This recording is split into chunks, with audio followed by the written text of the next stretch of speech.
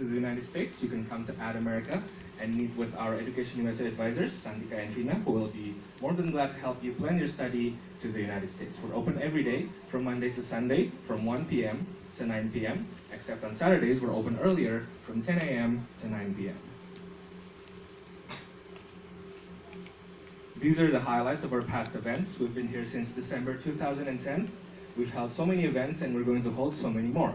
If you would not like to miss information on our upcoming events, you can become a member by going to our website at www.adamerica.org.id, click register, enter your name and email address, and then you'll officially become our member, which means you will be getting newsletter once every week through your email containing information about our upcoming events. Add America is also on social media. We have a Facebook account, a Twitter account, an Instagram account, and we also have a YouTube channel. For those of you who still tweet, you can mention us at Add America and use the hashtag Add America, and your tweets will be shown on our live tweet wall on your right side. Okay, are you guys ready? Ready. Okay, without further ado, please give a round of applause for our moderator for today, Dian Purnamasari, HR USMC Jakarta. Thank you. Hello, everyone. That doesn't sound enthusiastic. Let me greet you one more time. Good afternoon. Good afternoon. That sounds better. I'm Dian Purnamasari. I'm HR supervisor in the Human Resources Office, Recruitment and Development, and I will be serving as your moderator today. Thank you for coming. Besides all of you who are here, we also have, I think, American Corner in Itebe. Where is it? The American Corner in Itebe? Yes. Hello. Hello. Welcome to the FNSIP program 2020. Oh, yeah. And also we have the American Corner in UMM, Universitas Muhammadiyah Malang. Am I correct? Hi. Hello. Welcome. And we also then have Surabaya, US Consulate Surabaya joining, but later on perhaps. Okay, so thank you very much again for coming. Selamat siang semua. Siang. Apa kabar? Baik. Sudah bangun? Ya, sudah bangun? Okay. Mungkin paling tidak untuk sekarang ya. Well, as Dia mentioned, I am Patrick Warman. I am the Deputy HR Human Resources Officer at US Embassy Jakarta. Probably should mention this right off the bat.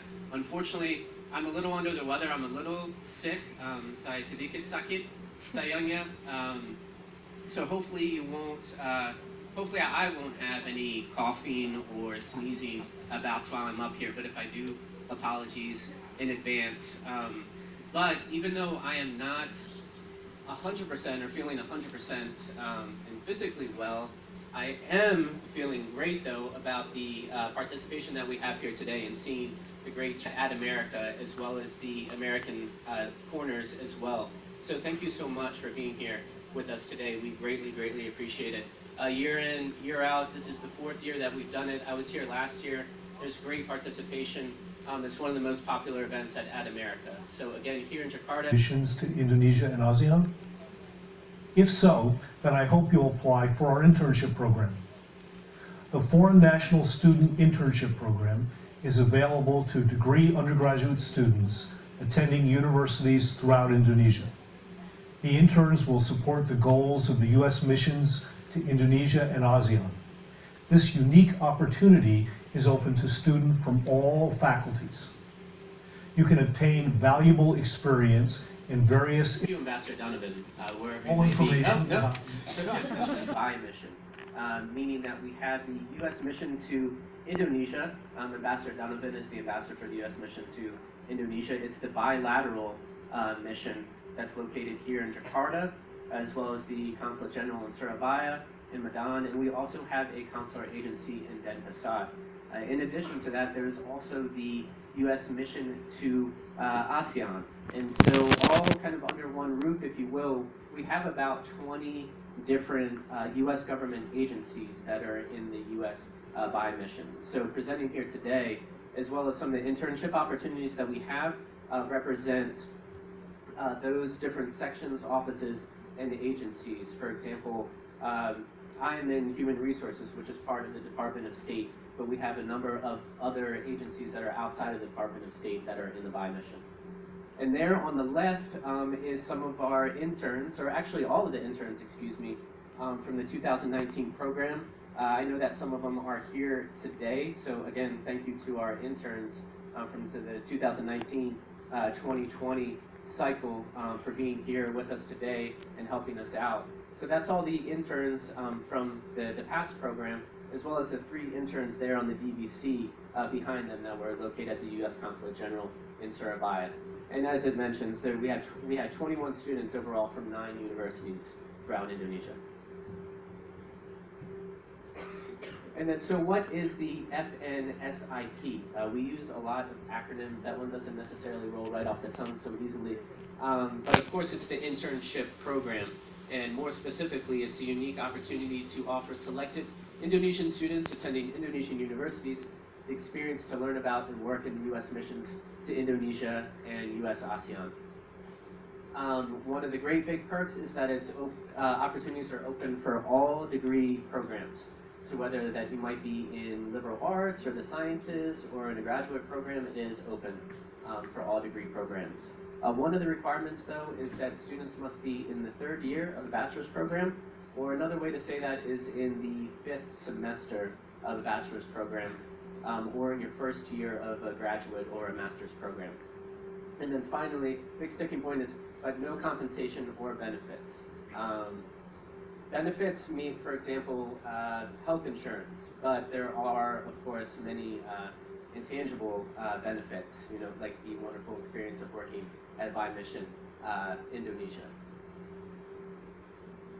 And so then how does the process work? So there are 3 types of programs. There's the 3-month, which in all likelihood may work out for a lot of individuals during the summer. Also 6 months, as well as a 12-month internship program. All candidates or everyone that's interested should, of course, review the minimum eligibility criteria. That was the thing that I just mentioned on the previous slide of being in your 3rd year of a bachelor's program or 1st year of a master's. In addition to that requirement, there is also that must be English literate, as well as maintaining or having, excuse me 1 second. Sorry.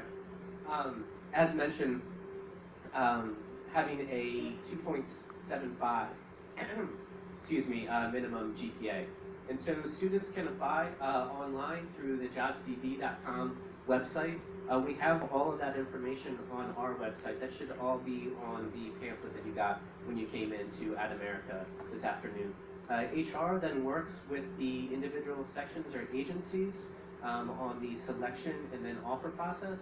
And selected students will then receive a conditional offer, and then that's when the security clearance process must start. But we first must get all those required documents before that security clearance process can begin. And the final bullet is that the process, please note that it could take up to 3 to 4 months in order to basically clear everything. There are a lot of steps involved, but basically from A to Z, from beginning to end, it's going to take about 3 to 4 months. And then so the sections or agencies that are participating in this go-round, Dion mentioned that we have 20 internships available. And so we have a number of different sections or agencies that are participating. Some of them we'll speak to you this afternoon and give you kind of a rundown on what an internship in their section or agency will ultimately look like. So I won't list everyone for you, but we have a number of here in Jakarta. There are a few from USAID, Agency for International Development, and as well we have 2 in Surabaya. And the management officer, Seth Cornell from Surabaya, will join us in a little bit when it's his turn to speak, and he can give you more information about what's available in Surabaya. And then the timeline, again, this is all featured and all listed on the embassy website that's in your pamphlets. But the application, the open period of when you can submit an application begins January 23rd. And if you're checking your calendar, that is indeed tomorrow. So the application period opens tomorrow, it runs until February 16th. And then so we review the applications, there's an interview process. If you go down a little bit, then you'll see where the formal offer can occur is in mid-June. So as mentioned earlier, it is, let's see, that is about a 4-month process from A to Z, from the time you submit your application to if you go through, if you're selected, to then getting that formal offer. And then the internship, the first day, regardless if you're doing a 3 to 6 or 12-month, is going to start June 22nd. And if you're doing that 3-month, or more specifically 10-week internship, then it would wrap up at the end of August. Again, a final plug, or probably not the last one, but all that information is located on our embassy website. The URL is right there at the bottom, but again, it's in all your literature that you received earlier today. So that's it, just as far as just a quick overview of what the Foreign National Student Internship Program provides. And next we will move to the individual presentations. So without further ado, I would like to welcome Firzi Suramachi, yes? Okay, thank you. From the Customer Service Center. This is one of those interesting part of my job is to receive interns at our office. So I'm from the Customer Service Center. Call me Firzi. And what do you think a customer service center as a workplace would be like? People with problems? Yes. People with complaints? Yes. Yes. Angry and upset customers? Yes. Well, that's a misconception. It's not true. No, I'm kidding. It's true. It's true. We receive around 100 requests per day. By phone, walk-in customers, or by any other means. Like we have a software that people can submit a ticket. So why would you work in a customer service center? And the U.S. Embassy too. Why? Well, I'm going to go on and tell you a little bit about our office and why you should apply. Okay? The Customer Service Center is a very small section at the office, and we're only 5 people. Okay? And what we do is we are a one-stop shop for people, and our customers are internal U.S. Embassy, U.S. mission by mission employees. So we don't serve external customers. We have nothing to do with the visa section or anything like that. So we serve only the internal customers. We provide services that are under the management section. It's kind of like palugada, akayong mau, ada. Okay? And the services that we provide ranges from a lot of things. IT services. Who here always has a problem with their passwords? Yeah, everyone, right? Yeah, we deal with that. We also deal with, it's a rainy season, right? Yes. Our house is leaking, right? Yeah, we deal with that too. Not all houses, just the U.S. diplomats' houses. Internet is down at home. We deal with that too. No water delivery. The big water gallons delivery, we deal with that too. But some of these services, we do give them like direct action. We do them, like password resets. We take care of them. But when a house is leaking, when one of the houses is leaking, we don't expect you to go there, take a ladder, and then climb up and fix it yourself. We have other sections to do that. But what we do is that we coordinate with people that will work on fixing the issue.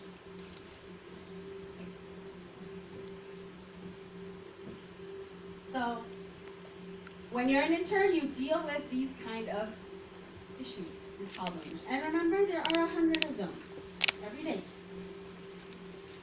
But, okay, so if you come and can work with us as an intern, what would you be doing? First of all, you would be receiving visitors to the CSE, 100 of them with their password problems.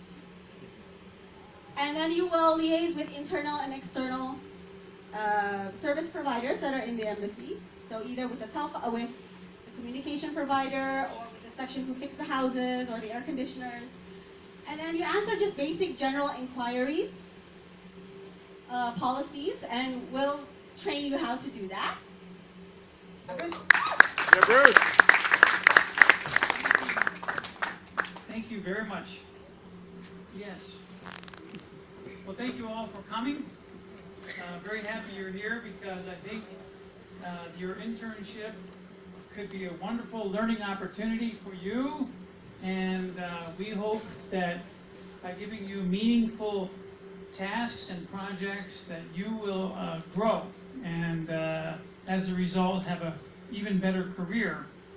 But the commercial section is part of the U.S. Department of Commerce and is really an area where we try to promote a smooth running economy. And in theory, economies are very efficient and companies are working well by themselves, but in reality, there's a small role for the government to play to help collect information on how the economy is doing, monitor what's happening in each industry, and then in some cases help companies overcome challenges. And that's one of the things that we focus on. We have three broad goals, and one is to promote U.S. exports around the world. And U.S. exports means both manufactured goods as well as services. And increasingly the U.S. economy is more a service economy, so we have more and more of our work focused on that type of industry. The second one is we try to reduce, to prevent, and to eliminate trade barriers for U.S. companies that are trying to sell around the world. And generally we think U.S. products are very good. They're often very innovative. They have something extra to help customers that makes them sometimes a little bit more expensive in the short run, but in the long run, it's usually very good value for your money. But there are trade barriers, and one of those trade barriers is different countries have tariffs that keep things out, make it more expensive, or they have different standards that people have to meet. And the national standard might be different from the U.S. standard or the international standard. And one of our jobs is to work with governments and industries to figure out a win-win solution. Help people understand that if they make a few changes to their policies, that'll help their economy become more innovative and growth-oriented, and that'll help U.S. companies also export. The third area is a area where we try to bring money to the United States by helping Indonesian companies or companies from around the world come to the United States and set up a business. And this is a very important area because roughly 25% of all U.S. exports are actually based on goods manufactured by foreign companies operating in the United States. So it's a very big part of our economy, and we like innovation, we like competition. Any competitor around the world is welcome to come to the United States, set up a business, and compete. Just like in the professional wrestling ring, we're ready to compete. And we think that competition makes us stronger. We have no barriers to entry. So it's an attractive market.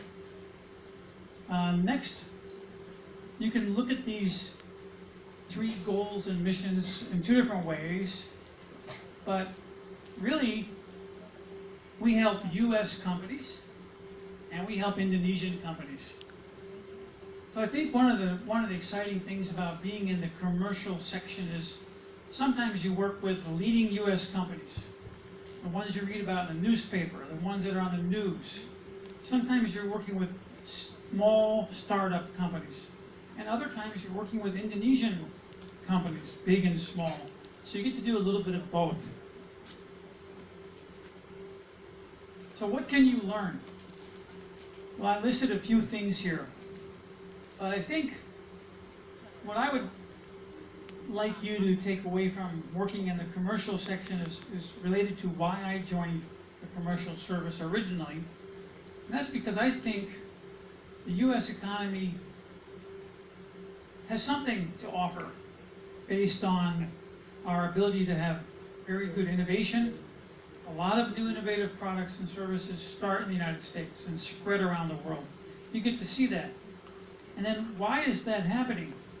We have a very open environment, very few restrictions, and that free market environment really helps a lot of growth, a lot of creativity. And thirdly, we have an environment where we try and make a relatively level playing field. Everyone gets an equal chance to try. We don't try to play favorites based on political connections. We try and make it fair. And that's those are three of the reasons why the U.S. economy is a great model of success. It's not perfect, but it's a very good model, and I think we can all learn from it. So I hope you can learn about innovation and learn about how companies overcome problems when they try to do business around the world, and along the way, learn some of these other skills. So please consider the commercial section, and we're looking forward to seeing you.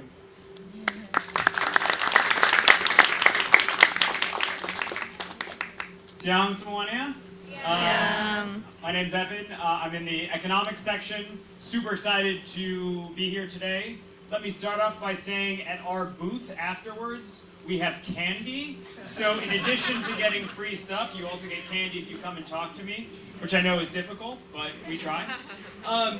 So I think the first thing is economics can be quite scary, right? You might have not been interested in taking any math after you graduated from SMA. You might have tried to take an econ course at university, thought it was super difficult, and been like, I don't want to do this, right? That being said, what do we do in our section? It's not that it is. So what we try and do is to kind of make all of that easier for our colleagues back in Washington, and for our colleagues across the US government that are interested in building a stronger economic partnership between the United States and Indonesia. So what does that look like in practice? So essentially what we do is we try and go out and meet with Indonesian government officials, Indonesian private sector officials, and anyone else who works on economics here in Indonesia. And what we try and do is to talk to them about what's going on here in the economy, right? What are the developments, what are the changes, and why is that important for someone back in Washington to know? Why is it interesting for a US company that might want to invest here? How can it be useful in increasing trade between the United States and Indonesia? And so in our section, we actually have two different divisions. So we have one team that works on environment, science, technology, and health cooperation. And we have another, which is where I am, in our finance, investment, and trade, or FIT unit, because we work on these issues. And as you can see, the differences between what areas that we report on, what issues that we cover in the Indonesian economy, but essentially we're all trying to do the same thing, which is to improve the collaboration and cooperation between our two countries, and to make sure that people back in Washington, when they're thinking about Indonesia, when they're trying to come up with new policies, that they are well informed and that they have the most information necessary to make those decisions. For our intern, we're actually bringing someone on to work on a particular project. And so they're going to work with our finance, investment, and trade unit, the one that I am in, with one of our team members that is working on building a database of our different contacts in the Indonesian government that work on digital economy issues. So as you can see, it's up there: the Ministry of Trade, Ministry of Law and Human Rights, Ministry of Communications and Informatics, and on and on. So if you're interested in a role that has an economic background, but also allows you to build experience working with high-level Echelon 1, Echelon 2 officials in the Indonesian government, and working on kind of the latest cutting-edge economic issues, we're more than happy to talk to you about what this looks like in practice, but I'll save that for later since I know we are pressed for time. So, more importantly, we're a good-looking bunch, and we're batik friendly. So if you don't want to have to wear a suit every day, we're a good group to spend some time with.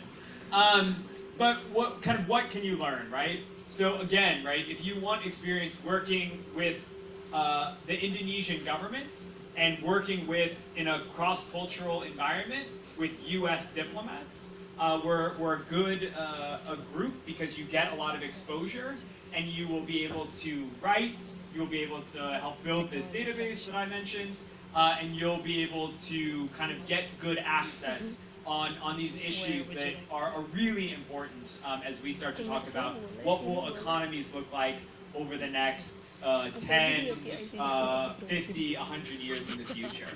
And most importantly, you get to have fun, you get to be at the embassy, you get to make jokes with all of us. So, without further ado, that seems fine.